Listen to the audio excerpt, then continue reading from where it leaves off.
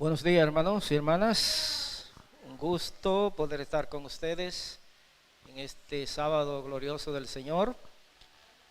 Qué bueno que a pesar de la pandemia, un considerable grupo de hijos e hijas de Dios se congregan aquí siempre para adorarle, tomando como es de rigor las medidas necesarias, porque debemos hacer lo que nos toca hacer y Dios completará su obra, ¿verdad? Vamos a inclinar la cabeza para orar. Padre amado, a ti sea la gloria y la honra. Gracias, Señor, por la bondad, el amor y la misericordia que permanentemente manifiesta para con nosotros. Gracias, Señor, porque tú provees para nuestras necesidades. Tú eres siempre nuestro protector. Ayúdanos, Señor, para que en ti esté puesta nuestra fe, nuestra seguridad y nuestra confianza. Que ahora al presentar tu palabra, tú seas quien guíe todo lo que haya de decir para edificación espiritual nuestra y gloria y honra tuya. En el nombre de Jesús, amén. En esta mañana no voy a presentar nada nuevo, voy a hablar posiblemente muchas cosas que ya ustedes la conocen, pero siempre es bueno refrescar la mente con alguna de esas experiencias que la Biblia registra, porque no siempre estamos en la misma situación o en la misma circunstancia, así que cada día la palabra de Dios es nueva y nos renueva. Dentro de los reyes de Israel hay uno que se destaca, y no se destaca por lo bueno de su reinado, sino por lo malo o por lo mal que se portó con las cosas del Señor. Me refiero al rey Acá. Conocen a ese personaje, ¿verdad? Sí, han oído hablar de él, han estudiado y han leído. Dice en el primer libro de los Reyes, capítulo 16, verso 29 en adelante, ahí habla un poquito de ese personaje.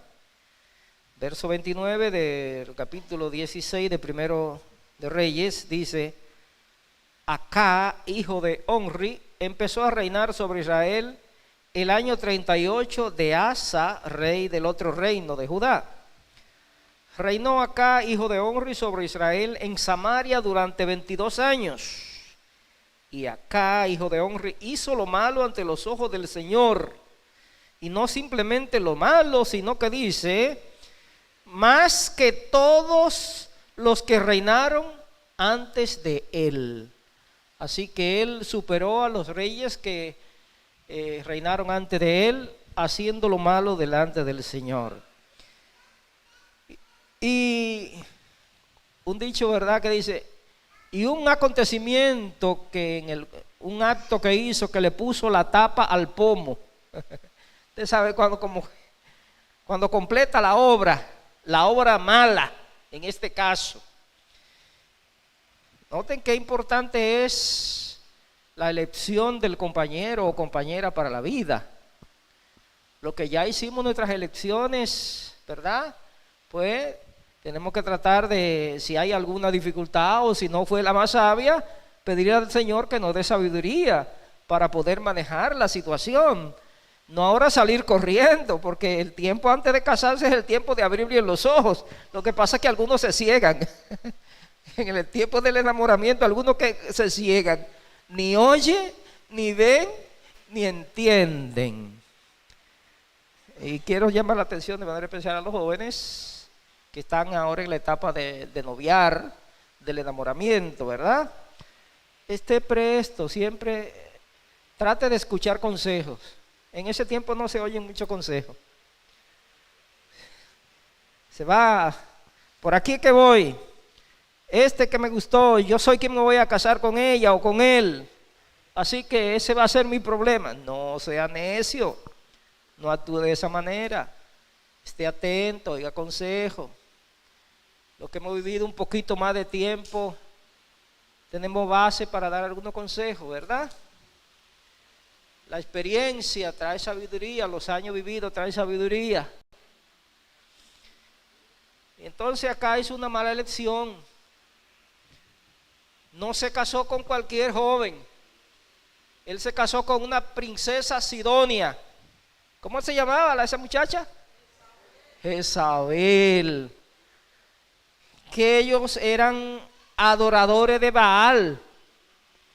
Ella había sido criada en ese ritual, en esa ceremonia, en esa adoración a Baal.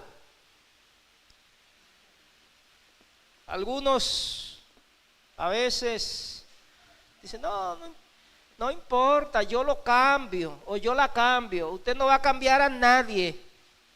Y hay cosas que usted la trae ya, esa formación. Es mejor no arriesgarse pensando en que va a cambiar. Trate de que las cosas cambien antes de dar el paso. Y si usted entiende que puede convivir con eso, resígnese, pero no se arriesgue. No, yo lo cambio. Tiene algunas cositas que no son buenas, algunas cositas. Eso yo lo cambio. Yo logro cambiarlo o cambiarla. No se mete en ese lío. Acá cometió ese error y se casó con esa princesa Sidonia, Jezabel, el cual lo metió más en sus asuntos que lo alejaban de Dios. Así que le construyó un altar a Baal, un templo, altares, y allí todo el pueblo, ¿verdad? Podríamos decir, se prostituyó. Llevó todo el pueblo a prostituirse con Baal, a ser infiel al Dios verdadero, a dejar al Dios creador y entonces rendirle adoración y culto a ese falso Dios Baal. Dios dice en uno de sus mandamientos que Él es celoso. ¿No tendrá dioses ajenos delante de mí? Lo resumen, ¿no? Porque yo soy un Dios celoso, ¿verdad? Y ese es un celo normal y natural porque Él es el creador. Y es un celo, no un celo enfermizo como a veces ocurre en los matrimonios, en las parejas, en las uniones maritales, que hay unos celos patológicos, enfermizos, que le llevan a ver cosas. Yo he oído historias de personas con unos celos y una cosa terrible. Tienen cautiva a la esposa. También me refiero al caso de porque hay esposas que son muy celosas y esposos, eso se da tanto en hembras como varones. Hay que siempre ser cuidadoso y ver dónde puede haber un peligro y la forma adecuada orientar, pero no de estar mirando monstruos y cosas que no existen. Yo conocí una pareja, era un hombre celoso y sospechoso y se vivía imaginando cosas. La esposa generalmente se levantaba de madrugada, temprano. Tenía niños pequeños. Usted sabe dónde hay niños que están en colegio. Hay que levantarse temprano para prepararle la lonchera, las cosas que va a llevar y ayudar a preparar a los niños para que se vayan temprano al colegio. Además ya tenía que irse a trabajar, entraba a las 8 de la mañana a trabajar. Dejar si es posible la comida lista para que el esposo, así que se levantaba de madrugada. Ella era una persona, o es una persona de baja estatura. Así que la puerta de su casa tenía un petillo, pero el petillo quedaba alto.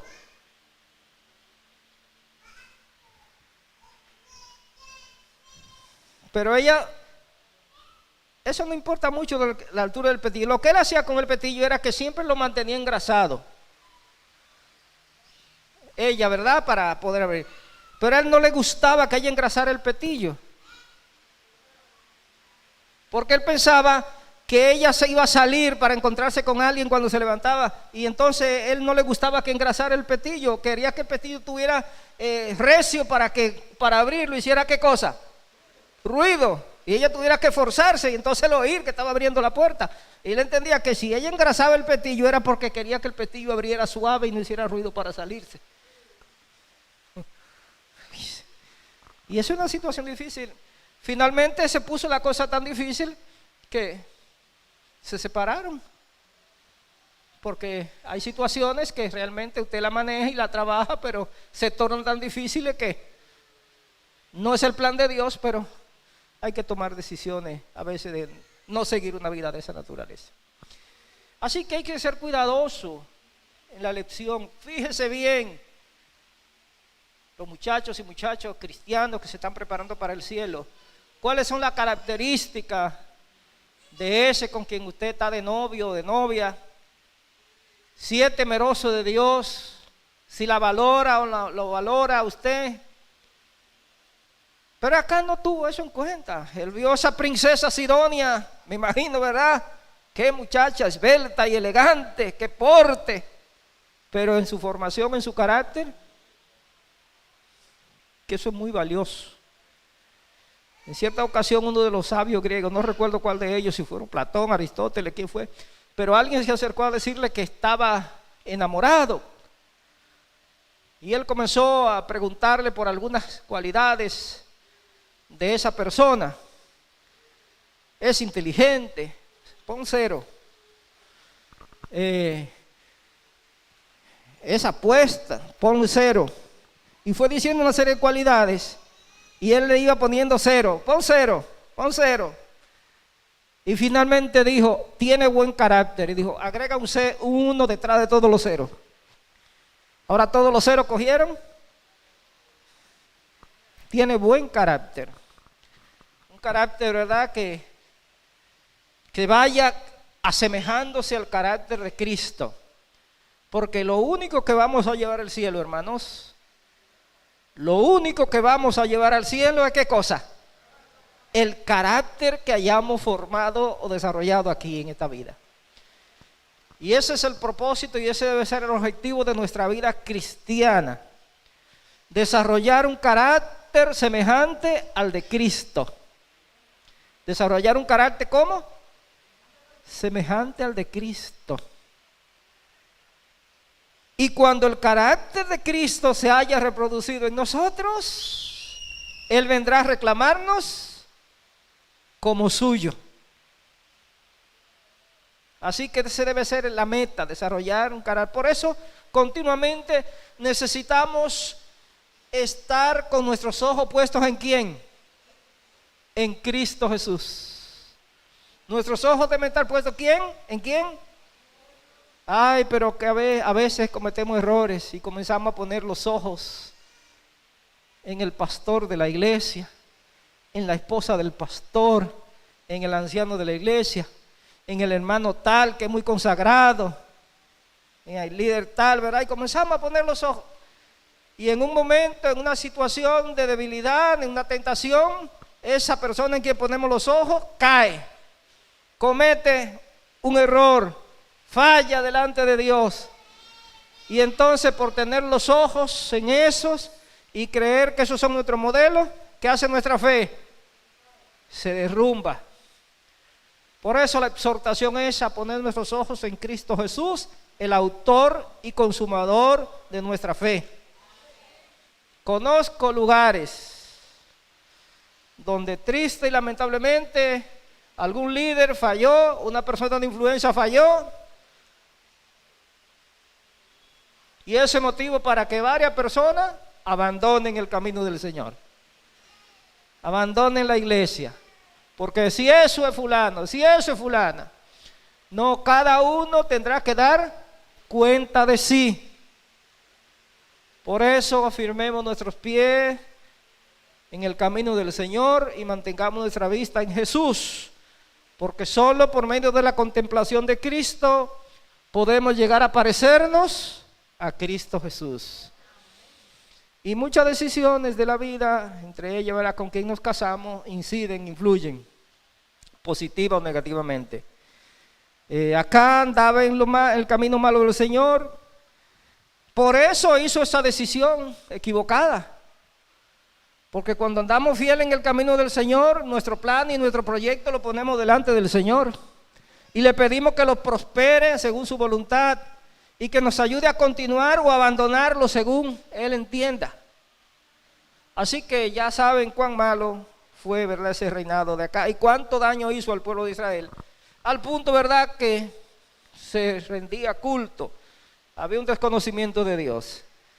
Entonces Dios, por el bien de la nación, porque a veces hay situaciones que ocurren que no la entendemos, la gente que no tiene conocimiento de Dios y de su plan y de su propósito de salvación, no entiende ciertas situaciones negativas que ocurren, pero aún alguna cosa negativa que Dios permite que ocurran, la permite para que los sensatos, los sabios, los entendidos, nos detengamos a reflexionar y levantemos nuestras cabezas y enderecemos nuestros pasos por el camino del Señor. Así que el Señor llamó a este caballero que tuvo que enfrentar situaciones muy difíciles, pero valientemente confiando en el Señor hizo lo que Dios le decía que hiciera. Llamó a Elías para que fuera y anunciara acá que vendrían 3 años de ¿qué? De mucha abundancia. No, de sequía en primer lugar. Los pueblos que dependen de la producción de la tierra, su vida depende de eso, sus sustentos, la economía. Y en aquellos tiempos, especialmente la producción agrícola, la ganadería era la base del sustento económico. Y para que la tierra produzca, necesita agua. Necesita agua. Así que Dios detuvo la lluvia. Y Elías fue el mensajero que Dios cogió para que diera el anuncio. Dios le dio instrucciones a Elías para que entonces también él fuera a un lugar donde él tenía reservado para su fiel siervo. Para allí él se protegiera de la amenaza, del peligro, porque querían eliminar a Elías. Entonces Dios les proveyó un refugio para su integridad física y un lugar también donde él le iba a sostener. Dios siempre vela y cuida de sus hijos. No olvidemos eso. Ahora estamos atravesando por un periodo de la historia de la humanidad difícil, con esta pandemia. Mucha gente le ha bajado sus ingresos económicos, han perdido su trabajo. Mucha gente no puede cumplir con los compromisos económicos que habían contraídos. Tenían préstamos quizás de alguna hipoteca, préstamos ¿verdad? Préstamos con garantía, préstamos de una casa, de un vehículo, quizás préstamos personales, no importa. Tenían compromisos económicos y se les está haciendo difícil. Y eso normalmente pues es motivo para traer cierta preocupación, ¿sí o no? Pero nosotros tenemos a un Dios que si somos fieles, Él conoce nuestras necesidades. Y Él presenta la ilustración de los lirios del campo y el rey Salomón, que con toda su riqueza y con toda su gloria no se vistió como los lirios del campo nunca. Los lirios del campo lo superaban en la belleza. Ilustra también las aves del cielo, que no siembran, no cosechan ni guardan, pero el Señor las alimenta todos los días. Y dice Él, ¿no valéis vosotros más que las aves del cielo? Y si Dios las alimenta, ¿no hará también con nosotros? Nosotros solo tenemos que preocuparnos por ser fieles a Dios. En medio de esa situación, Dios envió a Elías allí al arroyo de Querit, una fuente de agua. Todavía tenía agua, iba a comenzar la sequía, así que Dios hizo provisión. Vete allá para que beba, para que tenga agua segura del arroyo de Querit. Y ustedes, me imagino que algunos han escuchado que alguna persona que no tienen buena fama, que no tienen como buenos sentimientos, que no son como muy generosas, como que no son de buen corazón, lo comparan con ¿qué ave? Le dice, un cuervo. Ese es un cuervo. Una persona como hambrienta, avariciosa, egoísta, ¿verdad? Un cuervo. Esa es la característica que se le da a esa persona, una persona que se le dice, es un cuervo, una persona que todo lo quiere para sí. Una persona avariciosa, poco generosa, un cuervo. Pues mire, Dios usó a un cuervo, imagínese usted un cuervo, buscando. Dios proveía en algún lugar y el cuervo tomaba el pan y tomaba carne y pan, y le llevaba a Elías. Oye, Elías tiene que estar maravillado, pero el Señor es maravilloso. ¿Cómo es posible que Él me envíe todos los días esta comida con esta ave? Así que comía y bebía agua del arroyo. A medida la sequía fue profundizando,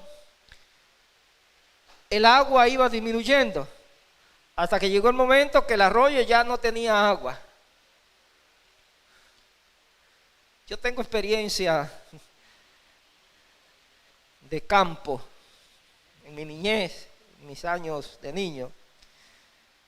Crié en un campo donde había un arroyo que cruzaba cerca de mi casa, por ahí, muy cerquita de la casa. Recuerdo que por un par de ocasiones llovió tanto que se inundó y creció y tuvimos que salir de la casa.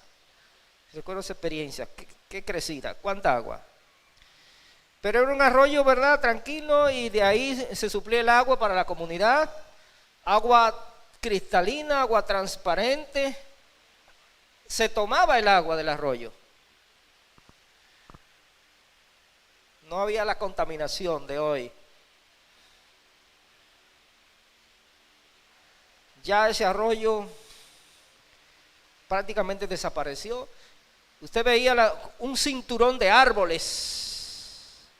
Por donde venía el arroyo, un cinturón de árboles. Ya no se ven esos árboles. Ya casi en el cauce del arroyo crece la hierba del ganado. Cuando llueve mucho, pues corre y limpia, pero había tiempo que había sequía de meses. Y el arroyo, las aguas dejaban de crecer. Quedaban en ciertos lugares charcos. Entonces uno hacía un pozo cerca no del charco, sino un pozo, y entonces el agua manaba y uno recogía el agua. A veces no podía usar el agua porque el ganado venía a beber en el pozo y hacía otras cosas cuando en el agua. Entonces cuando tú sacabas el agua del pocito tenía mal olor y mal sabor. Las lagunas que hacían en la finca, en los potreros del ganado, llegaban y se secaban también, y había que sacar ese ganado y llevarlo a otro lugar donde había fuente de agua. Y las cosechas en el campo se secaban, las matas, la planta, el maíz se quedaba pequeñito, el plátano, las hojas se caían, la planta ni producía y había escasez. Así que yo recuerdo parte de eso.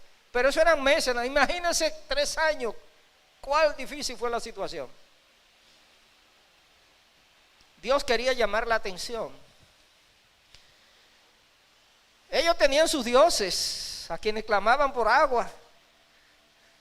Pero el que tiene el control es el Dios creador. Y aunque clamaban esos dioses, no llegaba agua.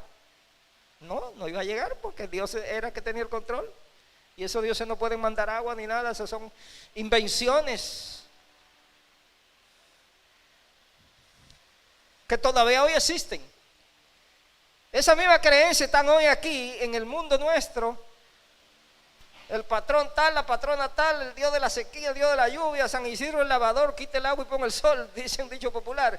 Y tienen tantos santos y dioses ayudantes, porque el concepto griego era que Dios era un ancianito, ¿verdad? Y por ser un ancianito así necesitaba muchos ayudantes. Y crearon muchos santos y dioses falsos que eran patrón de esto, de aquello, del fuego, del agua, del aire, etcétera, etcétera, de la fertilidad. Y eso lo ha heredado la iglesia popular hoy. Y tú ves que cada pueblo tiene un santo patrón.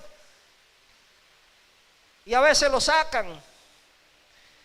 Cuando hay sequía, yo recuerdo que en mi pueblo, en Higüey, yo no sé qué, eso por otra parte, cuando habían esas sequías salían a hacer procesiones, peregrinaciones, y sacaban a la patrona. ¿Quién es la patrona? La Virgen de la Altagracia. Y andaban pidiendo y rogando para que viniera agua. Hoy sigue lo mismo de aquel tiempo, porque la iglesia popular, Roma, es una mezcla de todos esos sistemas, de toda esa creencia.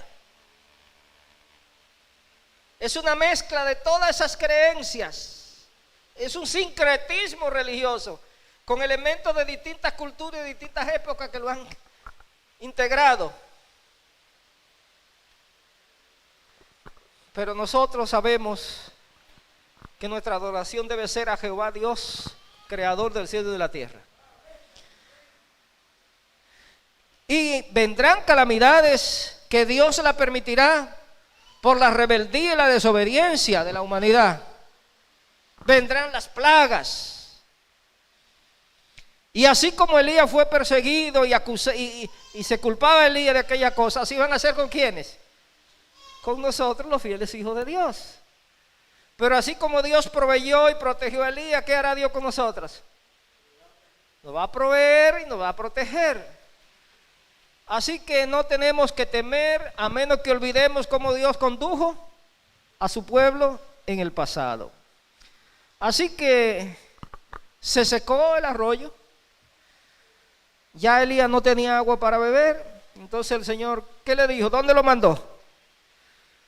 A Sarepta. Dios hizo provisión en otro lugar, pero miren por medio de quién hizo provisión, de una viuda. Suerte que esta era una viuda bien acaudalada, quedó bien posesionada, ¿verdad que sí? Oh, ¿cómo que no? ¿Y cómo Dios manda a Elías para que esa viuda lo sustente? Porque era él que iba a trabajar a través de la viuda. Allí, ¿verdad? Si ella seguía las instrucciones que él le mandaba a través de Elías, porque era el mismo Dios que estaba hablándole a ella a través de Elías. Nosotros podemos decir, oye, pero qué buen forro, qué buena cachaza, podemos decir, como usa el lenguaje popular, tenía Elías. Esa pobre viuda recogiendo unos trozos de leña para hacer fuego y cocinar, hacer un pancito con el último puñado de harina, y entonces le dice, sí, pero tráeme a mí primero. No pensó en el niño, sino en él. Alguna gente, oye, pero mira qué buena cachaza, que a él primero. No, eso significa que Dios debe estar ¿cómo? Primero, es una lección. Dios primero. Y cuando ponemos a Dios en primer lugar, no nos va a faltar nada. No nos va a faltar nada. Caerán 1000 y 10.000 a nuestra diestra, para nosotros no nos llegará daño, porque Dios estará como nuestro protector. ¿Creen ustedes que eso es alentador? Y nos animamos a poner a Dios primero. Así debe ser, no debe haber duda. Dios primero. Y si Dios está primero, todo está seguro. Yo recuerdo a alguien una vez, yo no sé si yo dije esto aquí en una ocasión, cuando existían, todavía existen los colportores. Son los que venden las publicaciones, los libros adventistas. Pero eso tenía un tiempo cuando brillaba más que ahora. Los tiempos han cambiado y ya las redes sociales, los libros, las informaciones, usted la encuentra ahí, ¿verdad? Con un clic. Pero la gente leía más y llevábamos los libros. Yo fui colportor antes de irme a la universidad, y durante el tiempo que estudiaba en los veranos colportaba también. Y después que me gradué, tuve un año en el sur y siendo director de publicaciones. Y Juan de León, ¿dónde está Juan de León? A Juan de León lo conocí yo por aquí hace mucho tiempo. En el año 79, el año 79, del año 79 yo conozco a Juan de León, porque a mí me tocó residir por aquí en el sector durante 3 meses, siendo estudiante, y colporté en un verano, y entonces por aquí nos encontramos y nos conocimos en ese tiempo. Así que me alegro verte, Juan de León, aquí como un campeón.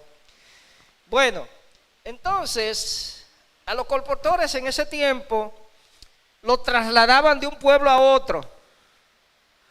Tú podías estar en Higüey y de Higüey te mandaban a Barahona. En Santo Domingo te mandaban para Santiago. Algunos se trasladaban con la familia, otros se iban solos y venían cada 15 días a darle vuelta a la familia. Entonces un colportor lo trasladaron de un pueblo a otro y llegó a un pueblo donde no conocía a nadie. Y cuando llegó comenzó a explorar el territorio, a explorarlo, ¿verdad? A caminar, a ver las condiciones del terreno y conocer. Y llega un momento cuando está cansado, está sediento y está hambriento. No tiene todavía definido dónde va a dormir, dónde va a comer. Y él decide tocar una puerta y saludar. Y entrenado como era el colportaje, ¿verdad? Pudo hacer el contacto. Y después de establecer cierta confianza, le dice a la señora: por favor, señora, regáleme un vaso de agua, que no he comido nada y no sé dónde voy a dormir esta noche. Oye, qué colportor más hábil. Estaba tanteando a ver si tenía posibilidades de quedarse en esa casa. Con cierto disimulo, pero dijo: regáleme un vaso de agua, que tengo mucha hambre y no sé dónde voy a dormir esta noche. Pero sabe que Elías hizo lo mismo. Elías hizo lo mismo. Porque cuando encuentra a la señora que está en esa condición recogiendo los leños, él le pide que le traiga agua, que le dé agua. Porque aunque tenía hambre, tenía también mucha sed. Y usted puede vivir más tiempo sin comer que sin beber agua. Nuestro cuerpo, un 70% aproximadamente es agua. Como el planeta Tierra, un 70% aproximadamente agua, así el cuerpo un 70% de agua. Y necesitamos beber suficiente agua para que el organismo funcione adecuadamente, ¿verdad? Así que tenía mucha sed y pidió agua, pero cuando ve la disposición de la doñita de irle a buscar el agua, ve como la actitud voluntariosa, entonces le dice: mira, y tráeme también un pedazo de pan. Y ahí es que ella le cuenta la situación penosa por la que está pasando. Era una difícil situación y además parece que no había mucho espíritu de generosidad, porque ella no albergaba esperanza de que nadie le iba a tender la mano para ayudarla en su necesidad. Quizás no había mucha gente que tuviera, y lo que tenían quizás estaban guardándolo pensando en que si lo daban le iba a hacer falta después. Sí, pero si yo lo doy después me voy a poner. Porque hay un dicho popular que dice: el que da lo que tiene, a pedir se queda. Pero nosotros como cristianos no debemos ser así, porque Dios es nuestro proveedor, y cuando damos, Dios nos da más. Cuando damos, Dios nos da más. Dios bendice a los de espíritu generoso, ¿verdad? Cuando devolvemos a Dios los diezmos y las ofrendas, Él nos da más, porque Él lo promete: abriré la ventana de los cielos y derramaré sobre nosotros bendición hasta que sobreabunde. Cuando compartimos con el hambriento y el necesitado, Dios nos provee. Hay gente que son manos sueltas, pero nunca le hace falta nada. Por una mano sueltan y con otra reciben. Probemos eso, Señor. y manifestemos así el Espíritu de Cristo. Porque Cristo vino a aliviar la necesidad del dolor y atender las necesidades del ser humano. Y nos tiene a nosotros aquí como instrumento también. Pero a veces nosotros limitamos las bendiciones del Señor. Cerramos el canal porque nos tornamos egoístas. No limpiamos el canal para que corran las bendiciones. El mar muerto solo recibe y no da. Sus aguas no se limpian porque no suelta. Así hay mucha gente que vive en una situación difícil porque son egoístas, todo lo quieren retener para sí, así que cierran el canal. Así que aquella señora oyó y siguió las instrucciones de Elías e hizo como Elías le dijo que hiciera. Tráeme a mí primero y no escaseará el aceite y la harina. Y así fue. Hubo provisión continua para ella, para su hijo, para Elías, y dice para su casa. Cuando dice que para su casa, quiere decir para los relacionados. No solamente quiere decir para ella, Elías y su hijo. Porque en la Biblia cuando se dice él y su casa, se refiere a la gente cercana, a los relacionados, allí a los de su círculo. Así que no solo fue para Elías, el niño y la viuda, sino para otras personas cercanas.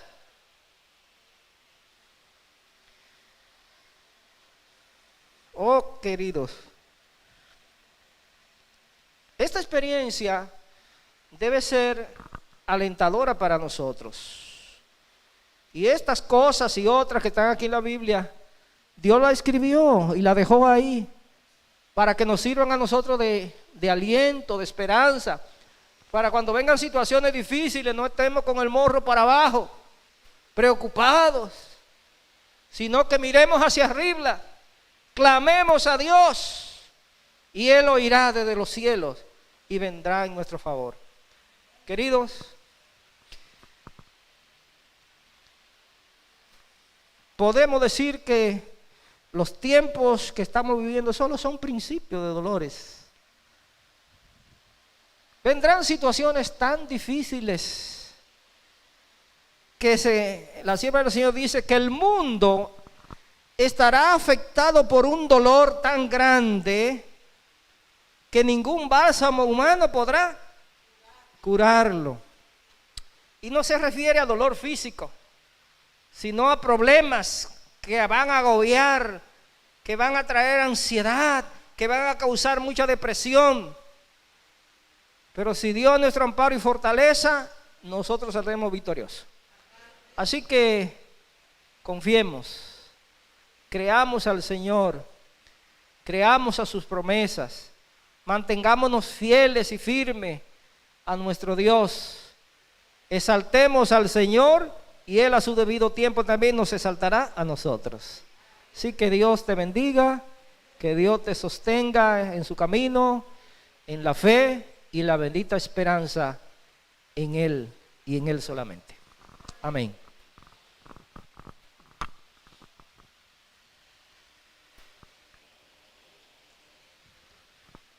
Orar.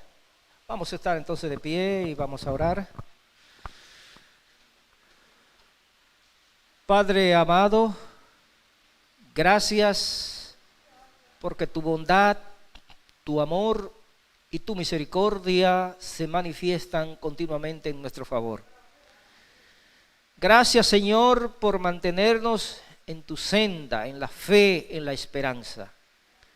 Que cada día nuestra fe sea robustecida, que aunque soplen vientos y tempestades que nos amenacen, aunque haya peligro que se anuncia que vienen, nosotros estemos seguros porque tú eres la roca en la cual estamos anclados. Bendícenos a cada uno y a nuestros respectivos familiares, nuestros hogares, y que podamos siempre brillar porque el sol de justicia, Cristo Jesús, se refleje en nuestras vidas. Gracias, Señor, en el nombre de Jesús. Amén.